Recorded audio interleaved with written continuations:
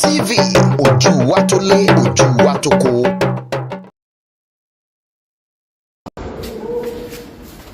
Ọmọ aládé o,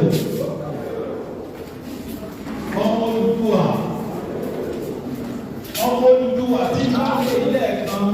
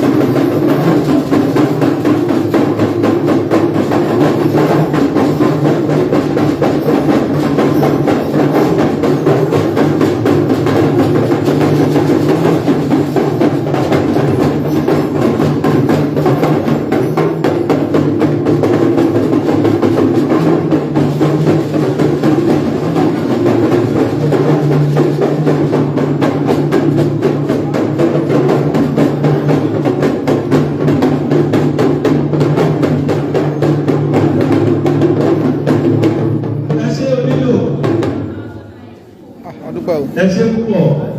àìwò yìí pọ̀ o.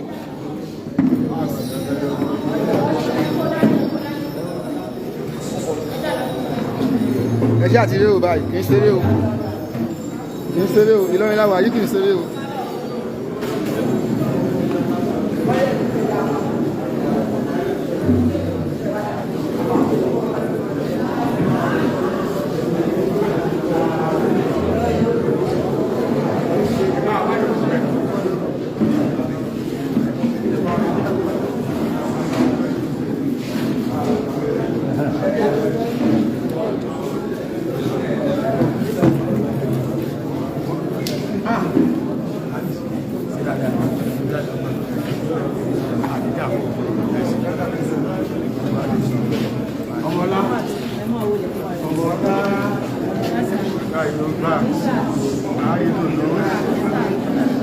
àbájọ́ òní bàjẹ́ ọdún pẹ́kọ́ lọ́wọ́ yóò bá wa kalẹ̀ àti òtútù agbára ọlọ́run ọlọ́run ọ̀pá wa lé àdéjà fún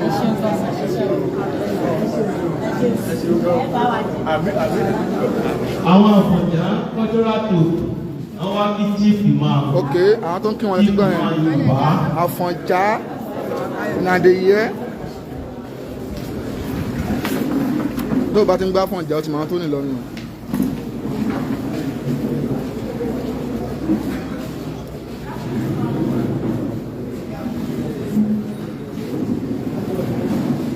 ẹ̀ní báyìí ìgbà táwọn méjì lọ ẹ̀rí pé a sì dánú díẹ̀ ẹgbẹ́ àwa náà kọ́ tí ẹ̀mọ́ tó jẹ́ gẹ́rẹ́bìtì ẹ̀ẹ̀mẹ́ gẹ́rẹ́bìtì ẹ̀ẹ̀mọ́ tó jẹ́ tapẹ́pẹ́ awúlélẹ́tẹ́ àpọ̀jù ẹrù tí wọ́n lògbòlògbò wọ́n máa ń wọlé bọ̀ wá àwa ní láti dúró díẹ̀ ọmọ ní ṣe náà wọ́n ti wà ní ìjòkó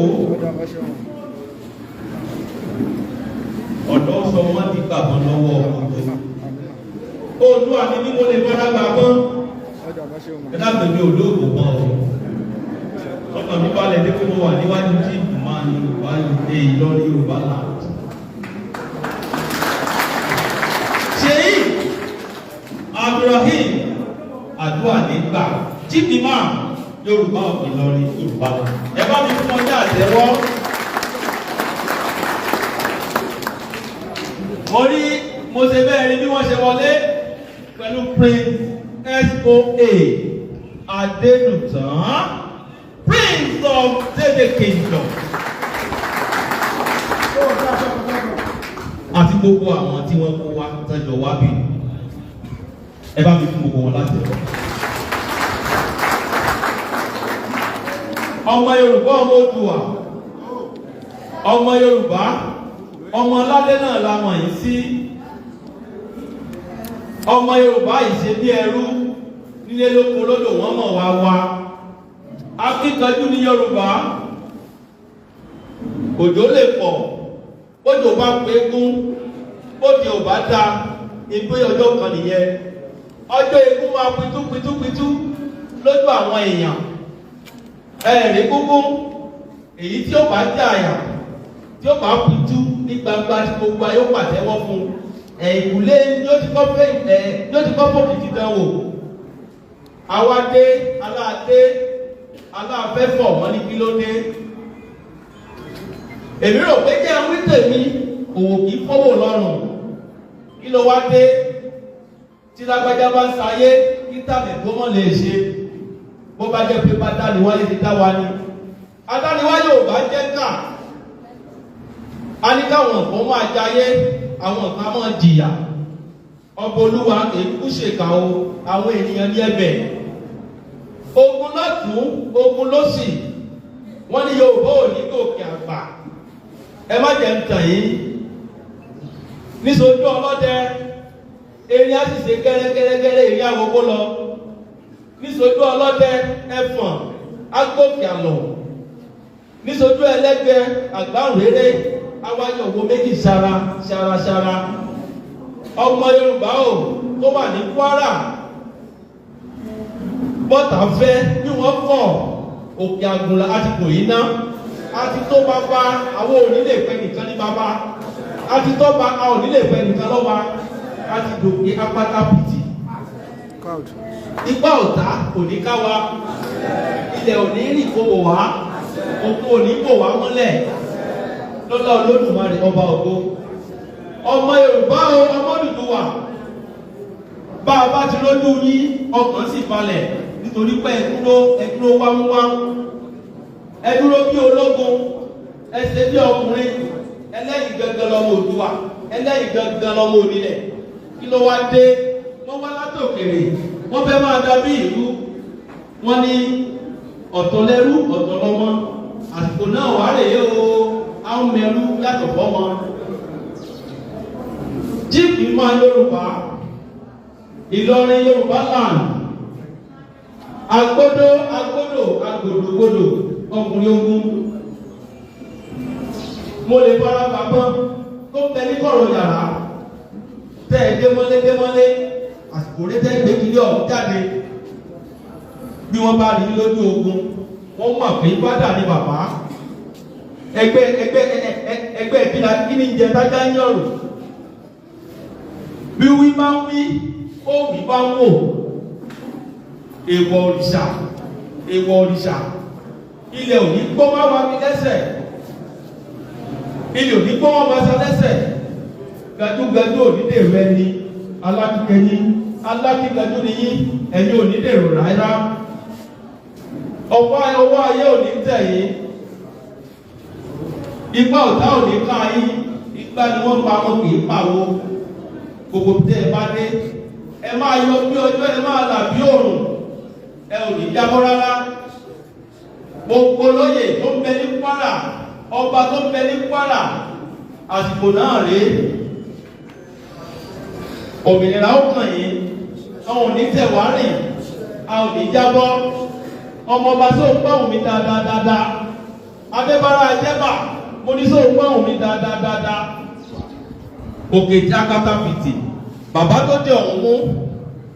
Báńdì ìlú Jákàndì ilẹ̀ Yorùbá, òun gangan ni Jẹ́bà. Bí ìbáṣìwé, jíìpì máa Yorùbá, mo ní sẹ́ gbọ́hùn mi dáadáa. Ẹ bá mi sọ fún bàbá pé kíní kan ò ní ṣe bàbá, òmìnira ò ní ní bàbá, ikú ò ní pa bàbá, bàbá ó yè kóró ni. Àsọdúnmọ́dún láwọ àsọdúnmọ́dún, àsọdúnmọ́dún láwọ àsọdúnmọ́dún. Gbẹ́lẹ́gẹ́dẹ́ bá tanná ọ̀nà àsìlà, ọ̀nà rere àlà àsìtọ̀ yìí. Kábíyèsí inú ṣàró ọ̀rọ̀, mo kí yín o. Ará iwájú ò ní dèrò ẹ̀yìn. A ò ní táwọ́ ná. Àjákì ìlú ṣàó ó ṣe fà. Ajákì tìpá ìlú ṣàó. Ọmọ Oníkòyí. Ajagun ìlàpìlà lójú ogun. Ìgbàgbọ́dá ayé ìbáṣẹ̀dá ayé. Ìbò Olúbíkí tó kọ́ jáwé. Ọ̀sẹ̀ ìbìkí tó kọ́ wagò. Ìbò ògún wọn gbọ́ ọmọ lọlé lọ́wọ́. Mo láwọn ní jábọ́. A ò ní dèrò ẹ̀yìn o. Mo ní rọ́ ni wọ́n pa Yorùbá ò lè parun. Èké ni wọ́n ṣe Yorùbá ò lè parun. Tìgbàyé olóyè ìlú Jẹ́bà mo pè yín. Èké ni wọ́n ṣe, mo ní Yorùbá ò lè parun. Ìsàlà ti Bámidélé. Èké ni wọ́n ṣe, Yorùbá ò lè parun. Àtẹ́lẹwọ́ lábálà, a ò lè tó gbọ́. Irọ́ ni wọ́n pa Yorùbá ò lè parun. Ladies and gentlemen, ìgbẹ́jọ oníròyìn organized by Yoruba Parapọ̀ Kwara, that is Kwara Yoruba Forum. And today we are discussing security. We are discussing Nigeria restructuring. At the same time, we are talking about the fate of Yoruba, especially Yoruba in Kwara State. And this is why we are meeting today. Ladies and gentlemen, our powerful men of letters are here. I'm talking about our journalists who are here. Everything we do here, the success of that lies in your hands. If you want to make it a success, it lies in your hands. And the otherwise, it lies in your hands. Let me recognize members of the press here present from different media houses, I want to introduce to you my brother, my father, Mr. Simi Olufemi Ode from New Telegram. Please, a round of applause for him. And from the Punch, let me introduce to you Mr. Tunde Oyekola. Please, a round of applause for him. And my brother from Tribune, Nigerian Tribune, Mr. Abiola Assis. A round of applause for him. At the same time, from the nation, Mr. Kule Jino. A round of applause for him. I also have here from Alaroye, Mr. Ibrahim Alagun. A round of applause for him. And my brother and in-law from New Express, and that is the person of Mr. Wole Adebisi. A round of applause for him. We also have here from Accurate News, Mr. Kayode Abdulaziz. A round of applause for him. At the same time, my brother from Standing Times, Mr. Akiwete. Please, a round of applause for him. So we are here because of our issue. At the same time, your being here is very important. Like I said earlier, anything we do here, without you, we are wasting our time. And after this program, we want the whole world to know what we did here. We want the whole world to know that the Yoruba in Kwara are taking the step regarding security, regarding restructuring, and step regarding self-determination for the foundation. Ladies and gentlemen, it's a round of applause for them.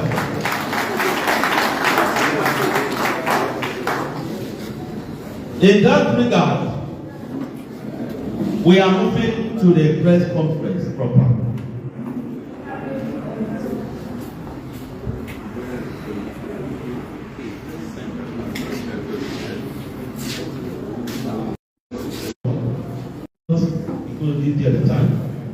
Please, reporters from Royal FM, please, I recognize the round of applause for them.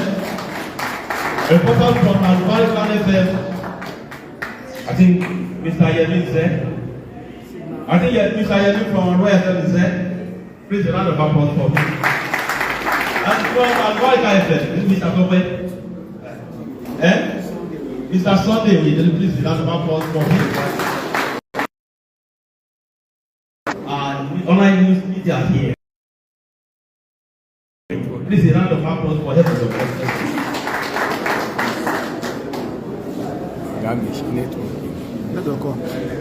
Few are made you by 400 lower, but too much cost. Now, it is time for the reading, presentation of the text for the press conference. Let me invite Steve Jaye Omotoso for reading the text on the press conference. Please, everybody, this time for us to listen attentively. Gbogbo tá a ti ṣe látàárọ̀ àkókò náà rèé lẹ́nu ọgbọ́n bó ṣe ń lọ.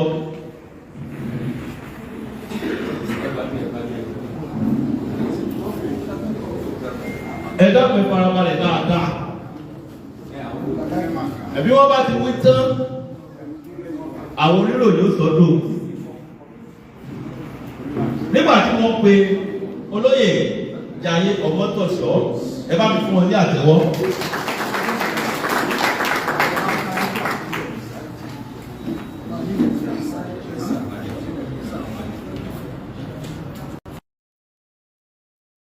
Esa Objeva.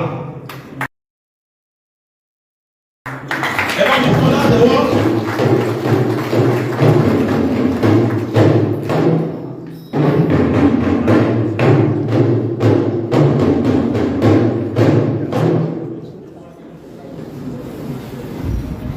And the presenter of the Prince Expo Adewoye, the coordinator for the goods, assistant company also.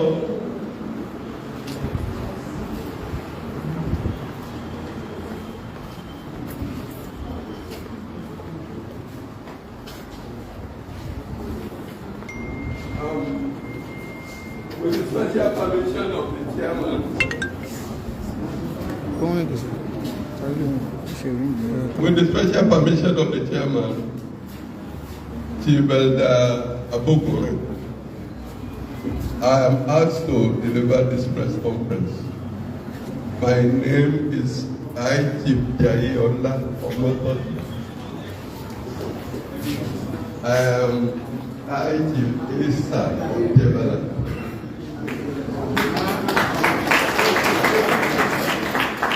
I'm a member of Apelipele Regional Group. I thank all our presidents who have been patiently waiting for us all this while. We are sorry for keeping you waiting. It is one of those things. It's all in the sacrifice for the Yoruba nation. You are most welcome. I recognize all the groups here present. All the groups who have come together to organize this press conference. You are all groups here present. You are all welcome. You do what you I read. Every human situation has its roots in the past. The past survives into the present. The present is indeed the past undergoing modification. Therefore, a purely contemporary view of the Nigerian socio-political barrier saw some part of Yoruba race being merged with the Republic of Benin as a French territory. The result is the eternal separation and division of different empires, such as Oyo Empire, Benin Empire, and the Fulani Empire. There is no doubt that a lot of the problems plaguing Nigeria as a country have their foundation in the arbitrary partitioning of Africa. Another blow to the sanctity of either two ethnic groupings was the ill-conceived 1914 amalgamation of the northern and southern protectorates into one country, which can be better described as a cause to marriage. One dangerous concomitant effect of that forced marriage was for Kwara, a substantial Yoruba-speaking state, which found itself in the northern Nigeria as a minority ethnic group, having severed it from its source and origin, the Yoruba nation. Kwara State, originally created as West Central State in 1967, is a product of the 19th century Fulani mutiny against Ali Afaja of Ilorin. Presently, it is made up of 16 local government areas, of which 12 are Yoruba speaking. The 2 Nupe speaking local governments and the 2 Baruba speaking local governments still contain fractions of indigenous Yoruba speaking people.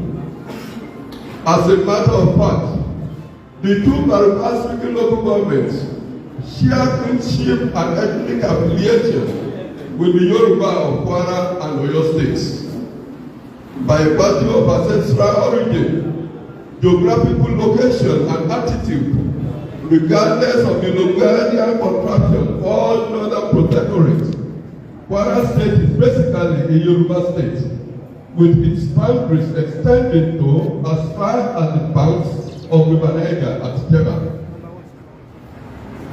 Before the jihad, the existence of Ilorin predated the Fulani jihad of 1804 that eventually took its political roots in the present Kwara State in 1824. Indeed, Ilorin was founded in about 1695 by Ladeni, and it was by then a settlement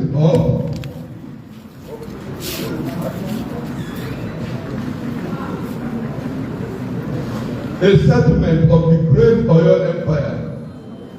The assassination of Afaja in 1824 led to the establishment of an emirate system that makes a Yoruba settlement to be ruled by a Fulani emir.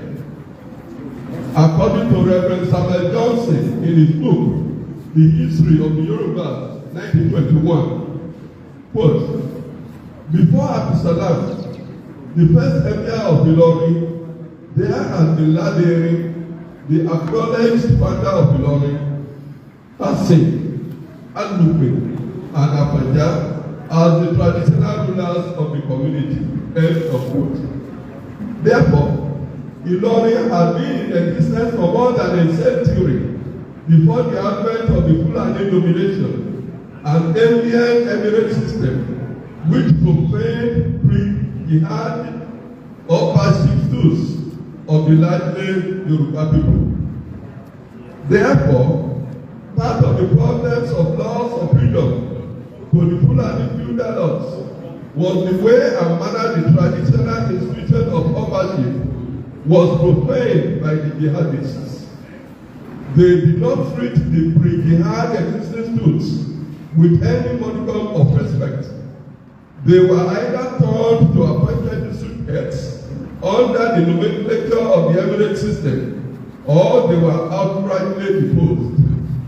It was not until 1967 when the pioneer military governor of Kwara State, late Brigadier General David Lasisi Bamigoye, created new administrative divisions from the old Ilorin and Aba provinces, that the lost glory of some Yoruba ownership roots started to be restored. Largely, the beneficiaries of the new changes were members of the present Kwara South Senatorial district. And even up to today, in what is still abnormally referred to as emirate, in some 5 local councils of Ilorin West, Ilorin East, Ilorin South, Asa, and Moro, there is no recognized proclaimed traditional ruler apart from the emir of Ilorin. This solid state of affairs continues to subsist in spite of 2 judgments of courts of competent jurisdiction.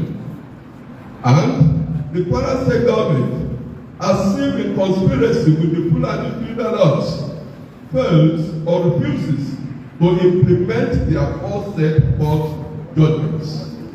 The institution of ownership is cardinal to the culture of the Yoruba people, and there should really be no need to be lumped together with those that have no respect for the culture of the Yoruba.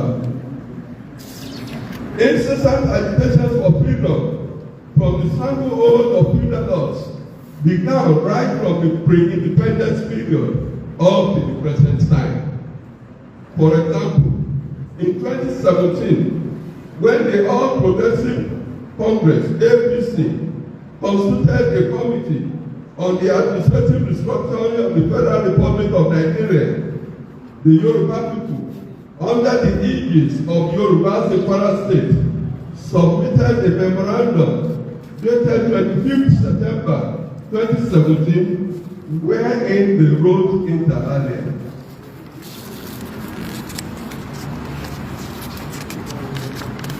Quote, we, the people of the 12 years of Asa, Koro, Ekiti, Ifedodo, Irekodo, Okero, Isin, Ofa, Oyun, Ilorin West, Ilorin South, Ilorin East, are predominantly of Yoruba extraction. We all speak Yoruba as indigenous language and bear Yoruba names. Language, we all know, is a powerful instrument of identity. As at today, we are Yorubas in the north central zone of Nigeria. If 12 out of 16 LDAs are predominantly Yorubas, then the present Kwara State is thus a Yoruba state. Whenever any system of government is in place anywhere in the world, and there is an abuse of system leading to subversion, imposition of policy, there is usually the fear of the disadvantaged, and this fear leads to agitations. It will be recalled that from the 3 main regions of the north, the west, and the east at independence in 1960, agitations for creation of more regions and boundary adjustments from one region to another started soon after we became a republic. more potent in high demand then, apart from the creation of Middle Belt region, Midwest region, and the COR region, was the strong agitation for the merger of the Ilorin and Kwara provinces with the Western region. Unfortunately, because of the interest of the then NPC-led federal government, only the Midwest region was created, while other demands, even though legitimate, were not acceded to. Similarly, in 1957, the Yoruba people of the present Kwara state, together with the Oko people of the present Kogi state, made a strong representation before the Henry Williams Commission of Inquiry set up to look into the problems of the minorities in Nigeria. The recommendation of that commission was that plebiscite be conducted to determine the political destination of the Yoruba of the present Kwara state. Further agitation for proper restructuring that will group the Yoruba of the present Kwara state and those of Kogi state with the Yoruba ethnic nationality continued till the Fourth Republic, when the action group, in alliance with the Ilorin Centra demanded the merger of their areas with their king and king in the Western region, but was viciously pulled down by the then NPC-led federal government.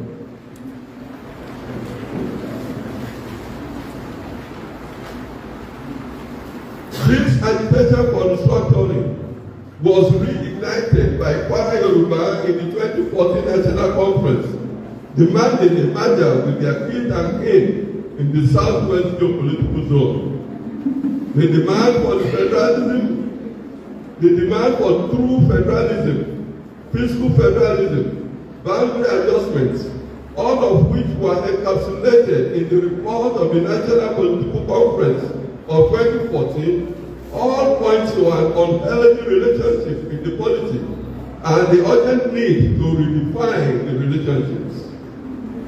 Unfortunately, since the advent of the Muhammadu Buhari-led federal government, the words and body language of the administration never assured anyone that the recommendations of the National Conference will be implemented.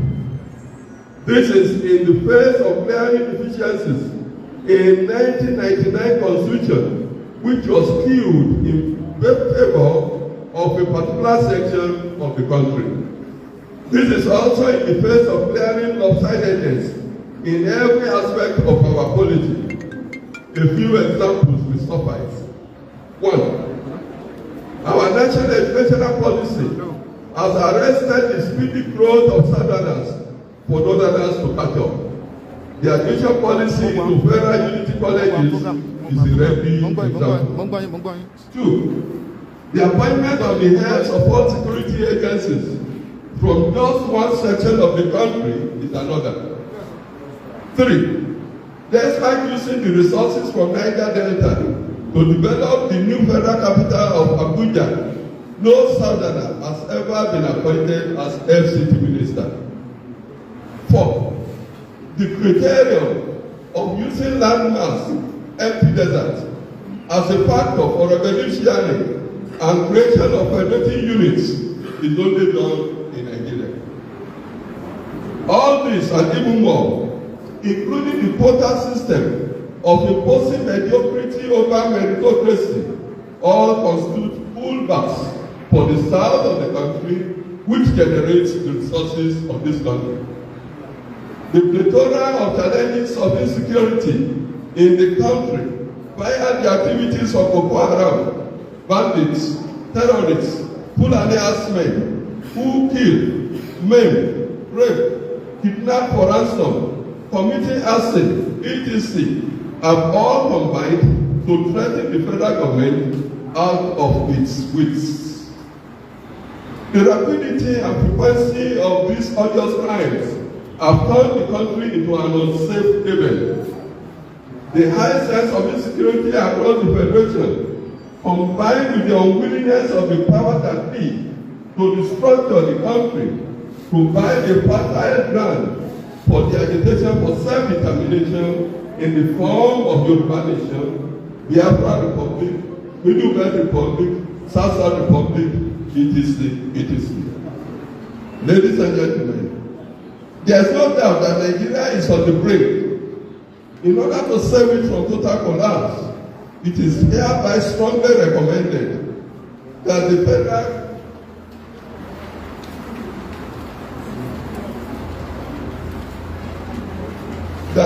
government should urgently implement the recommendations of the 2014 National Conference by returning Nigeria to true federalism as negotiated and agreed to by our founding fathers.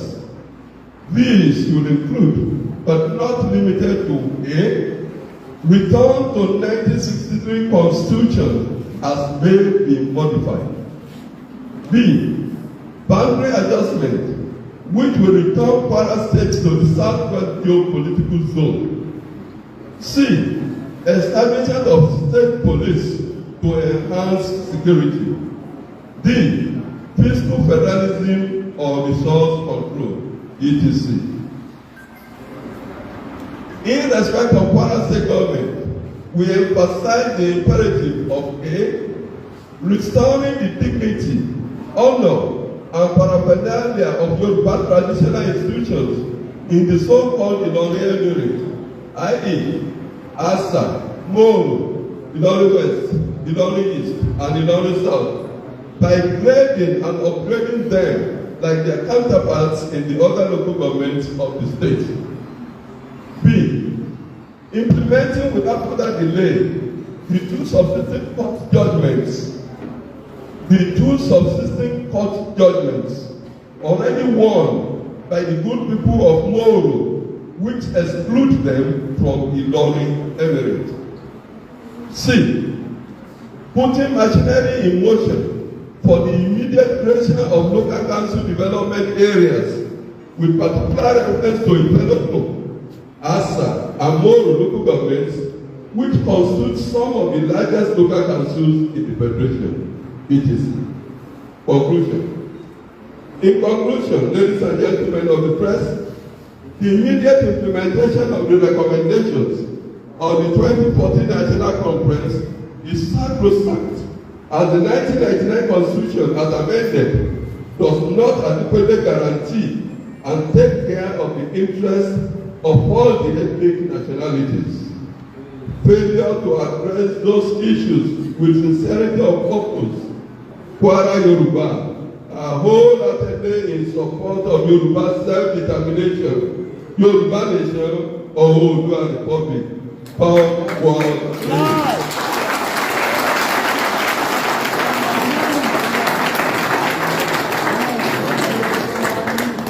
God bless you all for listening. God bless Yoruba Nation. God bless Yoruba Nation.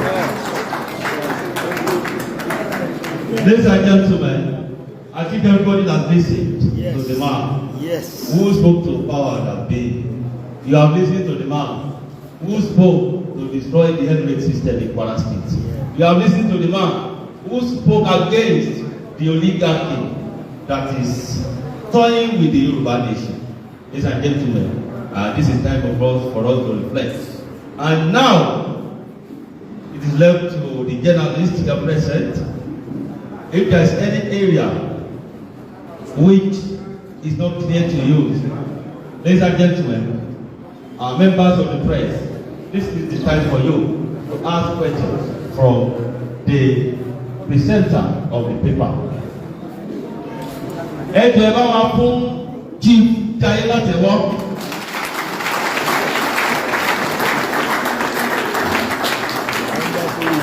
Mo rò pé gbádùn wọn dáadáa bí ẹ̀yin oníròyìn. Ibi tó bá ṣókùnkùn sí yín níbẹ̀, àsìkò ní fún yín láti béèrè. Wọ́n ti lọ, wọ́n ti bọ̀. Ìtàn kò lọ́nà. Ladies and gentlemen, please. Sir, okay, my brother and in-law, my brother from Nigerian Express, Mr. Wole Adedeji. Please, a round of applause for him. Thank you. Once again, my name is Wole Adedeji. I arrived from the Nigerian Air Force. Yes, this agitation has been on for quite a while. But it is also on record that while this agitation comes up strongly as it is, it's like some people within this same section will always come out to say they are not in support. I don't know how much you are taking care of this. And I want to go to page 5, where you were asking, among about 4 others, that there's a boundary adjustment in Nigeria which will turn Kwara State to the southwest geopolitical zone. Bear in mind that also we have peers here and the Barbas who form our local government. How do you think this will work? Thank you. Thank you.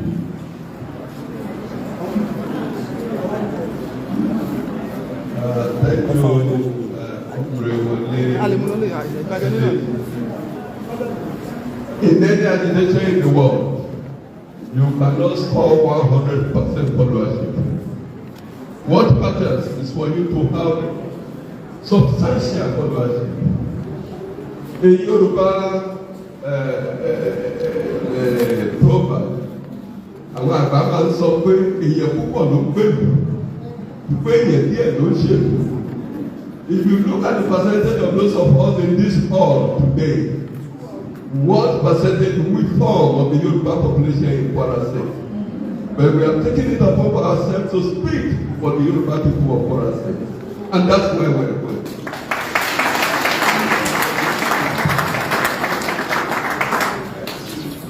Mr.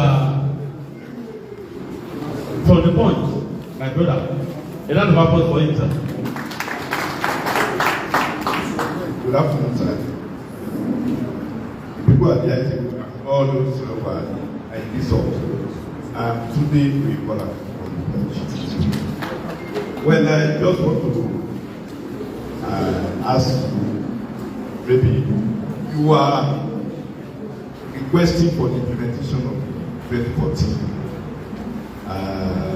Kwara, and at the same time, you are saying that you are supporting the Yoruba nation. Does it mean that if the government tries to implement the 2014 Kwara report, your agitation will not that's the Yoruba nation agitation? Will it solve the problem? That's the implementation of the 2014 Kwara. Will that implementation solve the agitation for the ethnic nationality or for independence?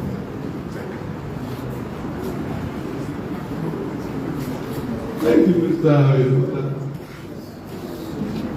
If you follow the descending trend of that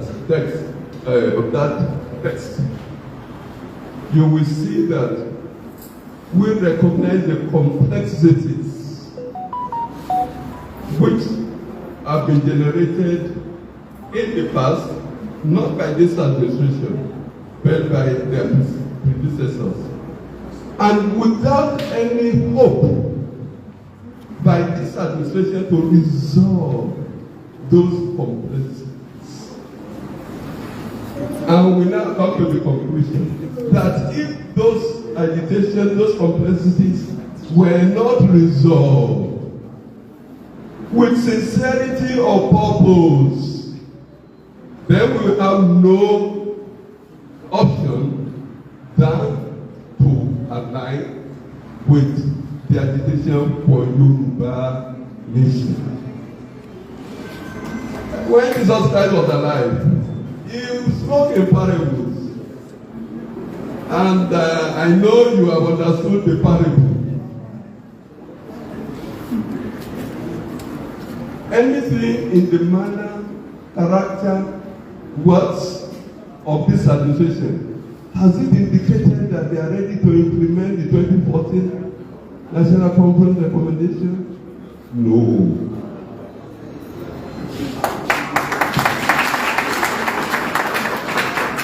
I think it's now getting tough. Now that we are speaking in Parliament, I think you are not asking a parabolic question again. Good morning, sir. My name is Benga from the Yoruba newspaper. I have two questions or three. The first question I want to ask is that during your speech, you demanded for a return to 1963 Constitution.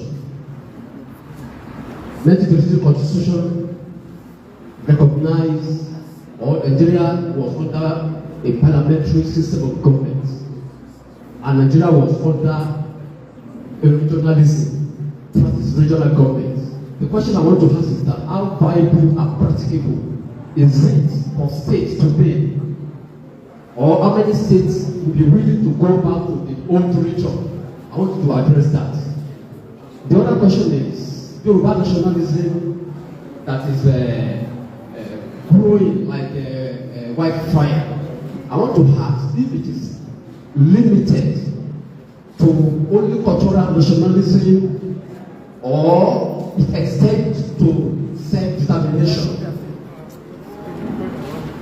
I hope you get my question, sir. I should come again. The Yoruba nationalism, this ethnic nationalism that spread like wildfire. I want to ask if it is limited to only cultural nationalism, or does it affect political determinations of the state? Then number three, the third question is that I want to see the reaction of Yoruba and Kwara if by paraventure APC win an election in 2023 until we happen to become the president. The reaction of Kwara, whether Kwara will sustain this temple, even if there are some people the president, the temple of agitation for self-determination. Thank you very much.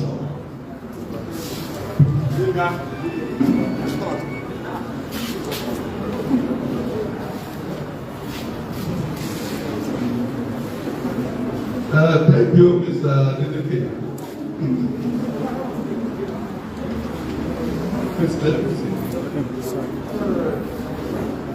Mr. Dedeke, you asked questions. The 1963 Constitution, if you read again that portion where we spoke about return to the 1963 Constitution, we added something there. As may be modified. As may be modified. When the students want to answer an examination question, if he does not understand the question properly, he cannot get the answer correct. 1963 Constitution as may be modified. That answers the question. On whether it will be ethnic nationalism or political nationalism, how can it be one and leave the other? A bird cannot fly with one wing. It cannot be ordinary ethnic nationalism without political nationalism.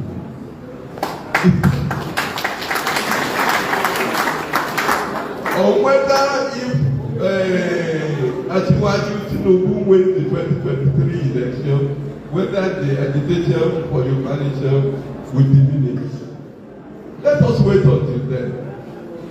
Let us get back to the demand before we cross.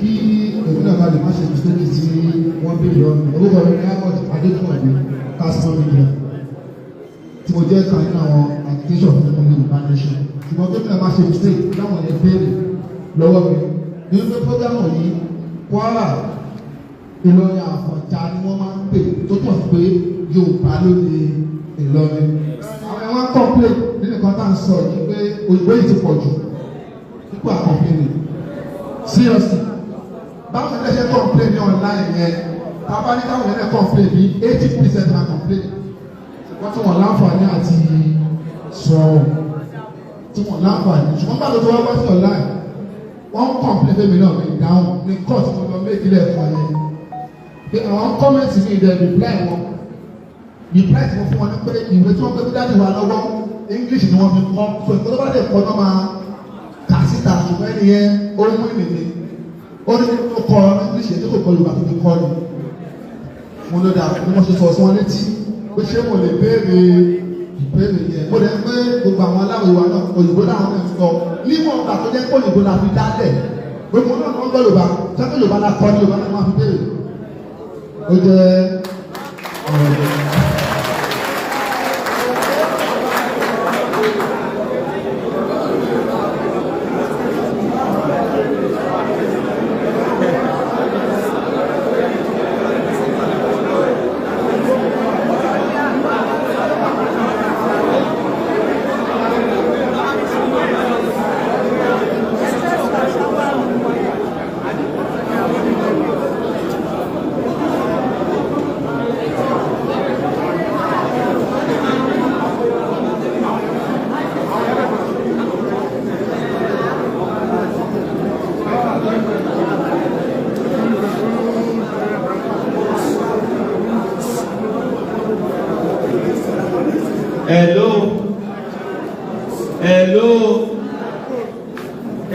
ẹgbẹ́ má bínú nǹkan tí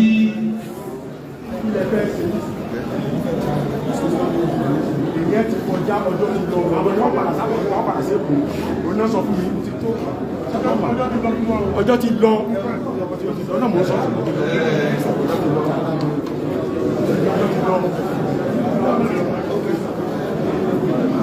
ẹ dákun ẹ̀yin ọmọ ìyá wa ẹ jọ̀ọ́ ẹ má bínú jẹ́ rí ìdàlú nìṣèlú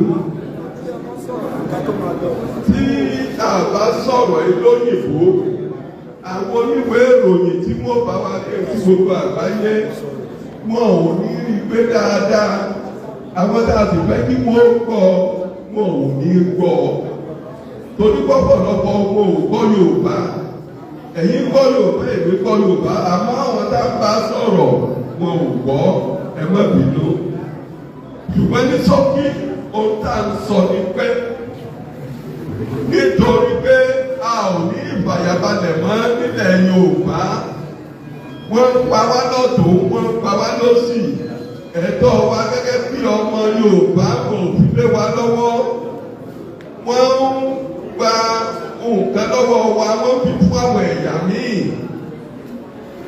ẹ̀tọ́ wa ò tó wa lọ́wọ́ mọ́ nílẹ̀ Yorùbá àwa ní ibi tá a wà yìí wọ́n kúkú ti já wa sí kò sẹ́kù kò sẹ́yẹ ẹ jẹ́ ká kú padà máa lọ lé lọ bá àwọn èèyàn wa níbi tá a ti ṣẹ̀ wá tí kì í bá ṣe pé wọ́n gba Àfọ̀njá n'Ílọrin ní ọdún 1804 Fúlàní ò ní di ọba oníláwà ní n'Ílọrin torí pé dídà ló dà tọmọ dẹgbẹ ẹgbẹ́ yìí ṣe ní ọmọ Iléyá Iléyá o ọmọ Oòduà Iléyá Iléyá Iléyá o ọmọ Oòduà Iléyá tí àbá máa ní àwọn rẹ̀ tẹ̀wé ká padà sílé lájà wọ́n lápá tí ó yọ á lọ gbòmí lápàná Iléyá Iléyá o ọmọ Oòduà Iléyá.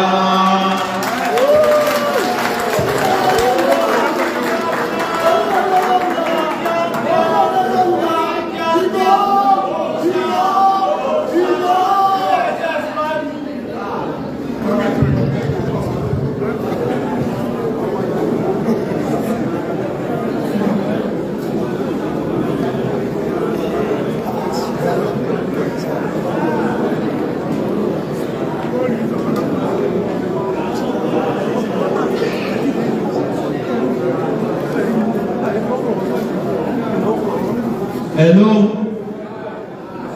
Èkó ti fi ẹnu sọ bìtán báyìí.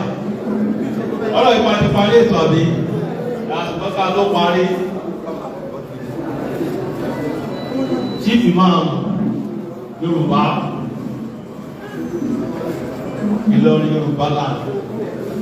Ṣèyí Abdulrahim Adua nígbà. Wọ́n fẹ́ bá wa ní gbólóhùn láàrin ìṣẹ́jú kan. Imam ìṣẹ́jú kan sọ̀rọ̀sọ̀rọ̀ ni imam bá a bá gbé máìkì fún wọn sí àdídìdé mọ́ àwọn èèyàn ti gbé lọlé ìṣẹ́jú kan ẹ bá mi fún wọn látẹ̀wọ́.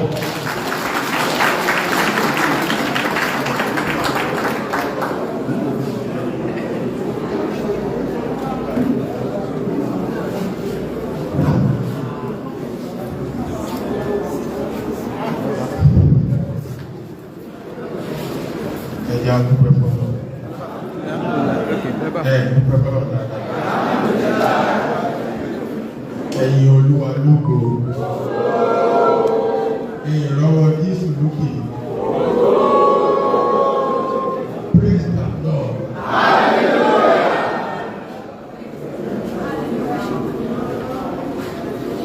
Kwara State kìí ṣe state yẹn nìkan state gbogbo wa ní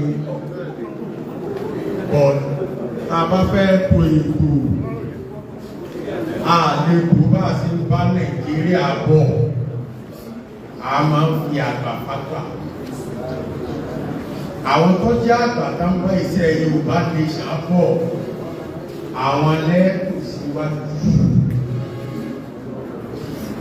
ẹgbẹ́ kọ́ ẹ̀tọ́ bá dẹ́gbẹ́lẹ̀ tó bá fẹ́ rẹ́gísítà lẹ̀ Yorùbá ọ̀dọ̀ mi ni wọ́n ti ń rẹ́gísítà mo sì fẹ́ gbẹ́ tó dẹ́gbẹ́ yìí ọ̀rẹ́ tó ṣẹ̀ṣẹ̀ ní ọmọ Àfọ̀njá tó jẹ́ president Àfọ̀njá Central Union ọ̀pọ̀ yẹ kó tó bẹ̀rù àkọ́bí Àfọ̀njá ni that's Alhaji Ọlọ́lá Kazeem in 1979 ni wọ́n bẹ̀rẹ̀ ẹ̀kọ́ dayọ̀ panel ká máa wo mìíràn èmi ò ní tòkó tí àwọn àgbàlagbà bá ti tòkó ìmọ̀ bí ń ṣe pẹ̀lẹ́pẹ̀lẹ́ torí àwọn tó ní ìtàn lọ́wọ́ owó béèrè lọ́wọ́ rẹ̀ pé iṣẹ́ ẹ̀kọ́ dáa bí Akíntóyè tọ́jẹ́ lídà Yorùbá lónìí tó bá ti tòkó wọ́n mọ̀ bá kejì ẹ̀ wọ́n tò ní lọ́mọ ní tòjú fúláwọ̀ pé bọ́yá à ń ṣe kì í ta ẹ̀ nìkan ẹ jẹ́ ká máa sọ ọ̀pọ̀ àgbàlagbà tá a bá ti ráwọn àgbàlagbà náà tó kù ẹ má pàdé wọn sẹ́yìn Alhaji Ọlọ́lá Kazeem àkọ́bí Àfọ̀njá bá set camera sí wọn.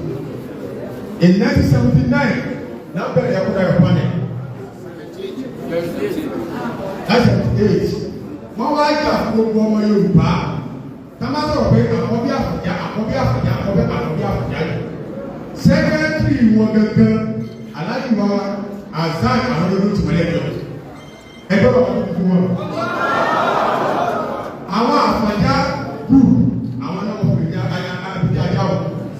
ẹgbẹ́ ọ̀pá tó bí fún wọn tó chairman wa Afẹ́nifẹ́re ìlúwà group Prince Oyèyíbọ̀ àwọn ẹgbẹ́lẹ́gbẹ̀ wọn tó chairman wa Yorùbá Council of Elders nílé lóko gbogbo Nàìjíríà àwọn ẹ̀dẹ̀ sókè ẹ̀dẹ̀ fi ìdájọ́ ìdájọ́ gbogbo wọn dé àwọn tábà ètò Yorùbá bọ̀nù lálójútù ọmọọba Prince Adébára bàbá wọn yìí máa ń pariwo lẹ́yìn Facebook ọmọọba Adébára àkọ́bí ọlọ́dẹ̀ẹ́nu àbókù ẹ̀ẹ́dẹ̀kù bàbá yìí ọmọọba Jẹ́bàlì ní báńkì wa ní Kwara State báńkì ọba tó wà mẹ́rin bàbá tí mò ń pariwo pé wọ́n ń yàn jẹ bàbá wọn ni láìsẹ̀ ọba ìlú tọ́tẹ̀ ìlú tí èso bọ́ọ̀lù mẹ́ta ọdún kí gọ́ọ̀mẹ̀ntì ló sì mú ọ̀rọ̀ tì mọ́lé ẹ wá ní gọ́ọ̀mẹ̀ntì wọn ò ní rí àná ọlọ́jẹ́ ìlú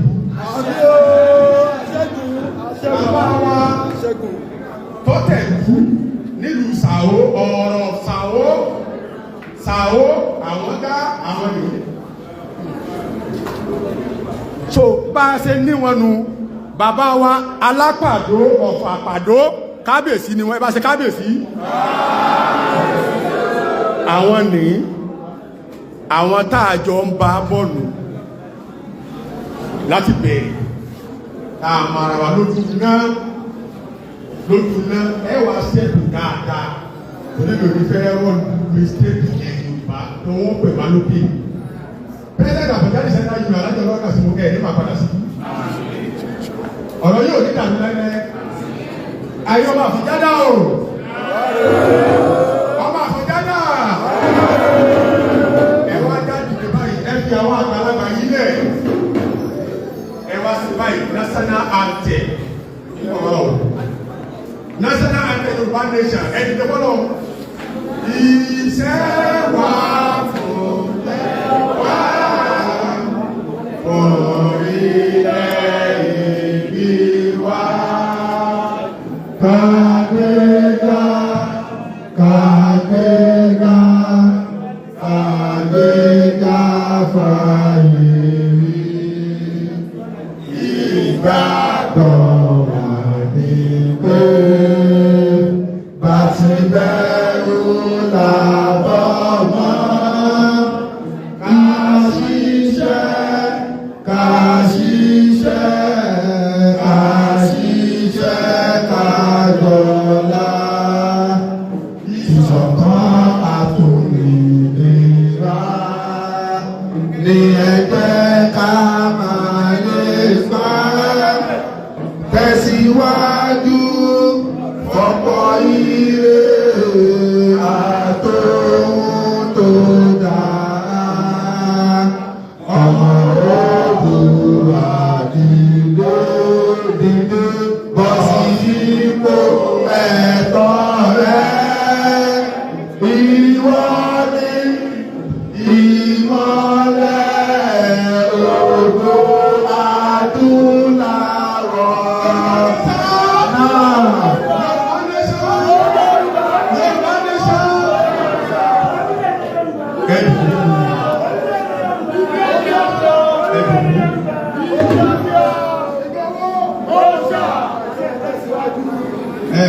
Prince Abọ́sẹ̀dé yèyé oge fún ìpínlẹ̀ Kwara ẹ máa bọ̀ wá wájú ẹ̀.